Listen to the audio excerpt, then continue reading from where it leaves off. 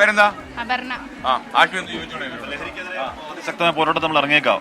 എല്ലാ സപ്പോർട്ടും ഉണ്ടോ? അപ്പൊ നമുക്കറിയാവുന്നവര്, നമ്മുടെ കൂട്ടുകാര്, നമ്മുടെ വീട്ടുകാരെ ഒക്കെ നോക്കണം, സൂക്ഷിക്കണം. ഇവിടെ എല്ലാവരും ശ്രദ്ധ വേണം. ശ്രദ്ധ ഉണ്ടാവോ? ഇയാൾക്ക് ശ്രദ്ധ കുറവുണ്ടോ? അപ്പൊ എന്താ നമ്മൾ ചെയ്യേണ്ടത്? എന്താ ഈ കാര്യത്തിൽ നിങ്ങളുടെ കോളേജിന് വേണ്ടി നമ്മൾ എന്താ ചെയ്യേണ്ടത്? നിങ്ങൾ പറഞ്ഞേ. അതായത് നിങ്ങളുടെ കോളേജുകളിൽ നിങ്ങളുടെ മാഫിയ സംഘങ്ങൾ വരാതിരിക്കാനും ഇങ്ങനെ ലഹരി പദാർത്ഥ രാസലഹരി ഒന്നും നിങ്ങളുടെ കോളേജിൽ പടരാതിരിക്കാനും നമ്മൾ എന്താ ചെയ്തു തരേണ്ടത്? എന്തെങ്കിലും ചെയ്തു തരണ്ടോ? ഒന്നുമില്ല. നിങ്ങൾ സൂക്ഷിച്ചോളൂ, കോളേജിനെ സൂക്ഷിച്ചോളൂ.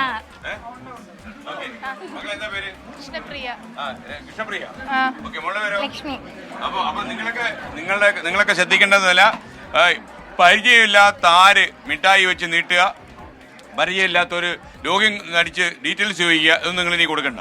ഇനി എപ്പോഴും മൊബൈൽ കുത്തി ശീലിക്കുകയും വേണ്ട കേട്ടോ. ഓക്കെ, മൊബൈലൊക്കെ ഉണ്ടോ കയ്യില്? കുഴപ്പമില്ല, മൊബൈലൊക്കെ വെച്ചോളൂ, പക്ഷെ ആവശ്യത്തിന് മാത്രം ഉപയോഗിച്ചു. എന്താ പേര്? അപ്പൊ നിങ്ങളൊക്കെ അറിഞ്ഞോ നമ്മുടെ ഈ യാത്രയെ കുറിച്ചൊക്കെ അറിഞ്ഞോ? എന്താ അറിഞ്ഞത് മോള്? അറിഞ്ഞ കാര്യം പുറത്തു പറയാൻ കൊള്ളാത്താണ്. ഇവിടെ ഉണ്ടല്ലോ ഇവരല്ലേ? നിങ്ങളൊക്കെ ഏത് ക്ലാസ്സിലാ പഠിക്കുന്നത്? ഞങ്ങൾ തേർഡ് ഇയർ ബേസിക് ഫിസിക്സ്. അപ്പൊ നിങ്ങൾ ആരാ സംസാരിക്കുന്ന? മെഡിക്കൽ സംസാരിക്കുന്ന ആരാ? സംസാരിക്കുന്ന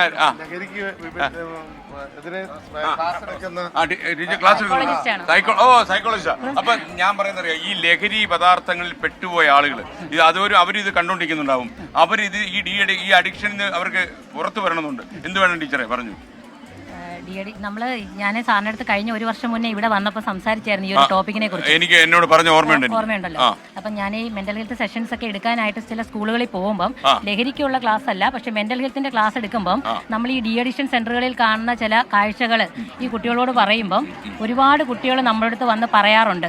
5ലും 6ലും 7ലും ഒക്കെ പഠിക്കുന്ന കുട്ടികൾ അവരിങ്ങനെ ലഹരി ഉപയോഗിക്കുന്നതിനെ കുറിച്ച്, പ്രത്യേകിച്ചും റിമോട്ട് ഏരിയ ആയിട്ടുള്ള സ്കൂളുകളിലാണ് ഇത് ഏറ്റവും കൂടുതൽ കാണുന്നത്.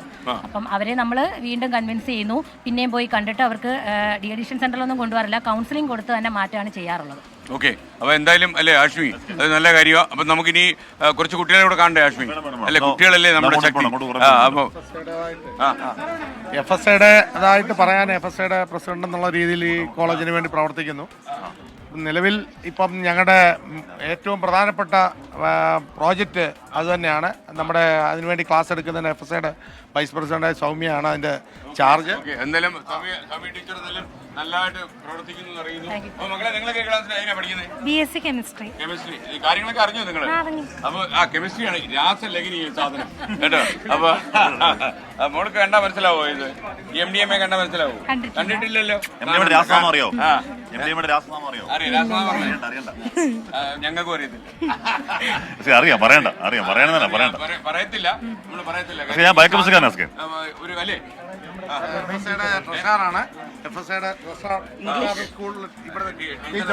ദീപ്തി ഇംഗ്ലീഷ് വിഭാഗമാണ് അധ്യാപികയാണ്. Okay okay.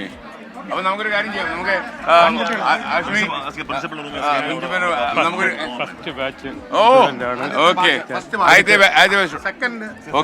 നമുക്കിനി second roll number vice president captain Madhusudan.